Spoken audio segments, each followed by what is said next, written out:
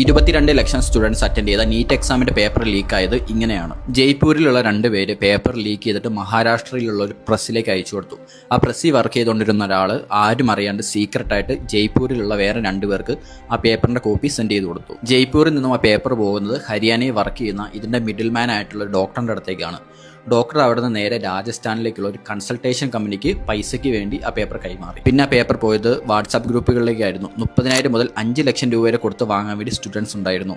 And നാഗപ്പൂരിലുള്ള ഒരു പയ്യൻ അത് വാങ്ങിയത് 28 ലക്ഷം രൂപ കൊടുത്തിട്ടാണ്. ഈ പേപ്പർ എങ്ങനെ കേരളത്തിൽ എത്തിയെന്ന് വെച്ചാൽ രാജസ്ഥാൻ കൺസൾട്ടൻസിയുള്ള ഒരാളുടെ ഫ്രണ്ടാണ് കേരളത്തിൽ MBBS പഠിക്കുന്ന സ്റ്റുഡൻറ്റ്.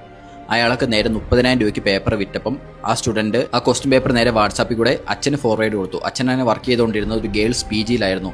അച്ഛനാണെങ്കിൽ ആ PGയിലുള്ള സ്റ്റുഡൻസിനെല്ലാം പേപ്പർ കൈമാറി. ഈ കാര്യങ്ങളെല്ലാം സംഭവിക്കുന്നത് എക്സാമിന്റെ തലേദിവസം, അതായത് മെയ് 2-ാം തീയതിയാണ്.